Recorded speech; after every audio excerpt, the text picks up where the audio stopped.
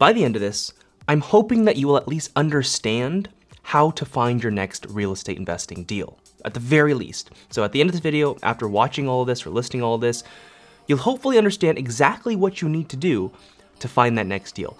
And if you're new to this channel, my name's Justin Yahrong, and I have coached hundreds of students to make money in real estate. But let me just start off. The first thing that you have to do is you need to first of all decide your strategy. What kind of deal are you going to do? By the end of this, I'm hoping that you will at least understand how to find your next real estate investing deal, at the very least. So at the end of this video, after watching all of this or listening to all of this, you'll hopefully understand exactly what you need to do to find that next deal. And if you're new to this channel, my name's Justin Yahrong, and I have coached hundreds of students to make money in real estate. But let me just start off. The first thing that you have to do is you need to first of all decide your strategy. What kind of deal are you going to do? Are you wanting to flip properties? Are you wanting to wholesale? Are you wanting to hold rentals? Are you wanting to do Airbnbs? Are you wanting to do big commercial buildings? Like, what is it that you want to do? And kind of why? Like, what is your end goal? Now, let me just give some perspective. It kind of depends on really what your situation is and where you are at in life. Most of you watching probably are trying to boost your active income. Now, some of you watching might have really good paying jobs or really good hustles that you got going on, whether it's your business or something else, where you're actually paid a lot of money. And maybe your goal is to do the passive income where you're holding more rentals or doing more Airbnbs. But whatever you're trying to do, you just have to decide. So put the research in as far as what makes most sense to you and do it. So for me, when I was starting out, I started out as a flipper. Or technically, I bought a rental property, then I flipped a house, and then I did a wholesale. So that was I kind of did opposite of what everyone else did for some reason. But I realized that I didn't really enjoy the active income stuff in real estate investing as much. Like, I didn't really like the flipping and wholesaling. I did it a lot just to get the reps in and to get good at it. But in terms of the enjoyment, like, I didn't really like the cash flow aspect of the business. That kind of business, for flipping specifically, you put in all this money, whether it's my money or someone else's money, and then 6+ months later, we get the money back and pay everyone. But during those 6 months, there's no cash coming in from these deals. And if it's a loss, which there definitely have been losses, it's even scarier. So that's why I didn't really like that kind of model for my active income specifically, but I did it because I think everyone could still benefit from learning how to flip, because once you learn how to flip, you can do anything else in real estate. You'll know how to identify really good deals to get rentals or whatever it is you want. So first thing, just decide your strategy. The second thing is you have to decide how you are getting your next deal. And I'll go a lot more in depth on this one, but there's a lot of different ways that you can actually find your next deal. There are free ways and there are paid ways.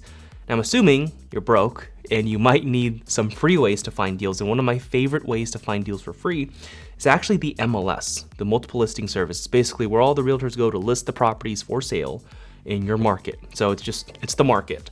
And a lot of investors out there think that you really can't find deals on there, but you absolutely can.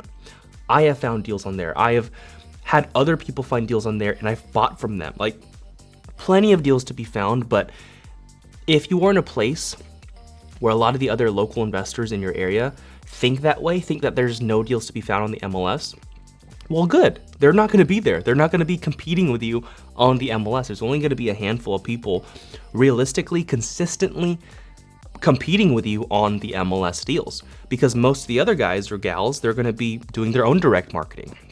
So that's just something to know. MLS, it's a favorite way to get deals. I like it because it's free, and you don't technically even need your own buyer's realtor. So you don't need a realtor to represent you for all these offers. You can actually just ask all the listing agents if they're able to represent you when you make your offer, because it incentivizes them, first of all, because if they get the commission from you and from the seller side, they can make more money. So they're a lot happier if you just ask them if they can represent you as well as the seller. So that's what I do. And if you did want a buyer's agent, you can definitely get one, but it's kind of hard, especially when you're starting out, to find a buyer's agent who's really gonna commit to the process, because it honestly takes hundreds and hundreds of offers. It takes a lot of offers, a lot of conversations, and a lot of buyer's agents aren't willing to put in that work with you unless you have some type of track record or they just trust you for whatever reason, or if you just pitch them really well. So that's the first thing, is the MLS is really good. Now, the other way you can find deals And this can be free-ish, but most likely there's going to be some sort of paid aspect. It's a really good and cheap way. It's cold calling. Now, this is not attacking on-market deals. This is what we call direct marketing. So you are going to be calling homeowners directly. So this is one of the ways, and all you got to do is you got to find or identify lists of properties that you want to buy. And it could be a variety of reasons. These could be tax delinquent people, so people that are behind on their property taxes and maybe they're about to lose their house. You can start calling those lists. These could be even like 2-story homes with people who've owned the home for over 35 years, so they're probably older, and you might catch them at the right time where they just want to sell, because old people don't want to walk these 2-story homes. Like, there's a lot of different things you can filter, but you just have to find a list. And the different ways you can find lists are, you can use different services like PropStream or like a Batch Leads to identify your list and filter by whatever you want, by zip code, by property type, by anything, and find those lists of people. Now, these list of properties, they won't have the owner's phone number, so the way to get them is we have to what's called skip trace them. You essentially just have to import your list into these services, certain like skip tracing services. It'll spit out phone numbers or potential phone numbers for that owner of all those houses. But this costs money, and that's why I'm saying, like, it's does cost money, but it's still one of the cheaper ways to find deals. And you have to be cold calling on scale. So once you have all those numbers for these property owners, that's when you just got to start calling them and call like crazy. You're not going to find your deal after one call. For me, well, it was I don't want you to believe that it's going to happen for yourself like this, because I think I got lucky at first. My first wholesale deal, I called about 500 people on a very specific list, a tax delinquent list, and then I got the first deal. But I was also door knocking a lot, and I was also texting these people. Like, I was doing a lot during that time. But then my next deal took like thousands and thousands, maybe tens of thousands of calls for the next one. So it takes a lot of work, and I just want you to realize that up front.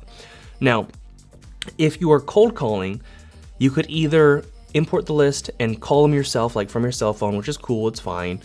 I do recommend, if you're doing this like bulk calling, you could also use a dialer. A dialer helps a lot to speed up the process of calling. So typically, when I first started cold calling homeowners, I was just on my phone and I was just like dial, call, dial, call. No one picked up, dial, call. Like that was my process, and it worked. Found a deal that way.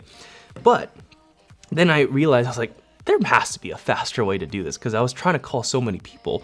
And then I found these dialers, and it allows you to essentially import your list of people with their numbers into the website, and you just basically click a button and it calls the person, and then you can automatically have it continue. So if that person doesn't answer, it'll call the next and the next and the next. And it saves you a lot of time, so you don't have to individually dial, and like this speeds up the process a ton, but it does cost money. Most of the dialers you're paying like 99 bucks a month or 100 bucks a month. So just keep that in mind. If you're starting out, honestly, I say try to conserve what you have, because I'm actually pretty risk tolerant. But I caution people to just be too risky, because when you're starting any new venture out, my recommendation is always protect your butt. Like, protect all the downside first, and you'll always be okay no matter what. So you can do the MLS, you can cold call. In the same sense, you can also text these homeowners. So same process as the cold calling, you find the property list that you want, you can skip trace these phone numbers, and then you can text them instead. Or you can do both, that's what I recommend. So MLS, cold call, text. Another free way to find deals are from wholesalers. And this is specifically if you're looking to buy the properties yourself. So if you're looking to flip or hold as rental or just purchase the properties, you can find deals, and a lot of deals consistently, from other wholesalers. And all you have to do is you just have to start building your list of wholesalers and reach out to them very consistently. So all it takes is, you can start with your Facebook groups. You can go to your city on Facebook, like Fresno, real estate investing, Las Vegas, real estate investing. Join those groups and say, hey, I'm looking for more wholesalers. I'm a buyer who's wholesaling deals in this area. And you can find a bunch of people. You start calling them and just ask them, like, do you have any deals? Well, what do you typically look for? Here's what I'm looking for. And you just build relationships with these people. So that's absolutely free way to find deals. But if you want to do it successfully, you have to treat these wholesalers just as a prospect. So don't just call them all willy-nilly every 6 months. Like, Call them every month, call them every single month, and just treat them as if it was a lead. You check up, you see how you can help them, you ask if they have any deals, and just so on. So that's number 4, wholesalers. Number 5, you can also find deals from realtors in the same exact sense as the wholesalers. So for realtors, I wouldn't even recommend just like starting with a list of realtors. I would just start with what's on market, because typically the listings that are on market, they're all listed with realtors who often get a lot of listings, and sometimes not. But if you just reach out to those listing agents, first off, trying to offer on those homes, but then if, that offer doesn't work out, or maybe you have to follow up with them more, you can always say, hey, like, do you have any other deals, or do you come across these kinds of homes often that, I'm always looking for deals. I'm happy if you can represent me on any of them. And they're gonna be super happy, most likely, for you to ask that. So once you do, you start to track them, and you start to track them in your system where you can follow up with them every single month. And again, treat the realtors just like a lead, because they find deals. And in my opinion, the relationships of finding deals like wholesalers and realtors, it's honestly one of the highest leverage forms of marketing.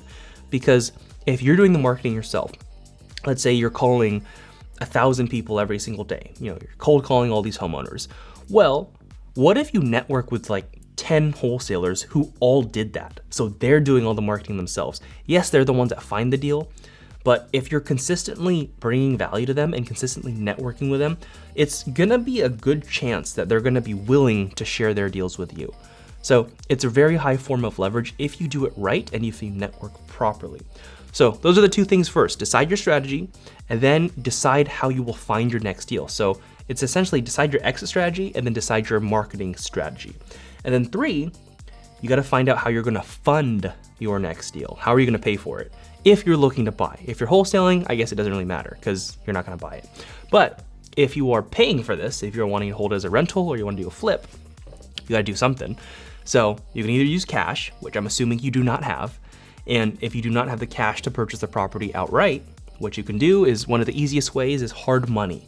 Now, hard money, these are short-term loans. So these are different than the conventional loans where you always hear the like 30-year loans, low interest rates. Like, these are not that. Hard money loans are the 6 to 12-month loans, high interest rates, high fees up front, but they allow you to purchase properties that conventional lenders would not allow you to.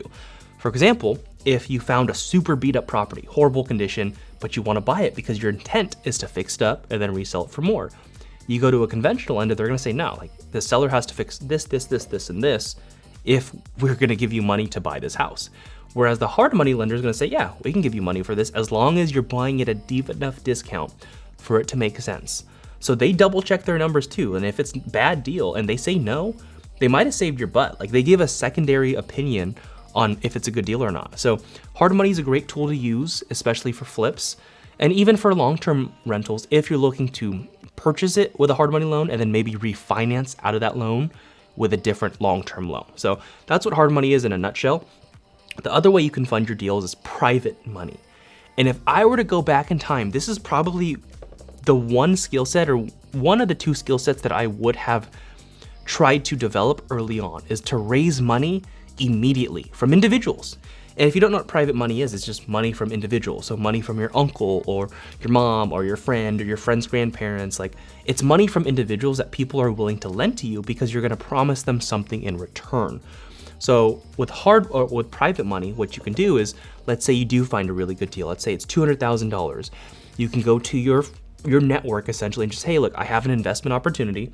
This is a flip. Here are the numbers. Here's what it all looks like. I am seeking $200,000 for the purchase.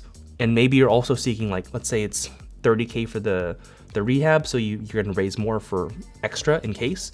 And say it's like you're gonna raise $250K. So like, I'm seeking $250K. I'm willing to do a profit split. Let's do a 50-50, or we can do like a percent return. Like, maybe I can pay you out 10% return, or whatever it is you want to do. Like, these are just arbitrary numbers I'm pulling up out of my butt. But if you learn how to do this, you will be set.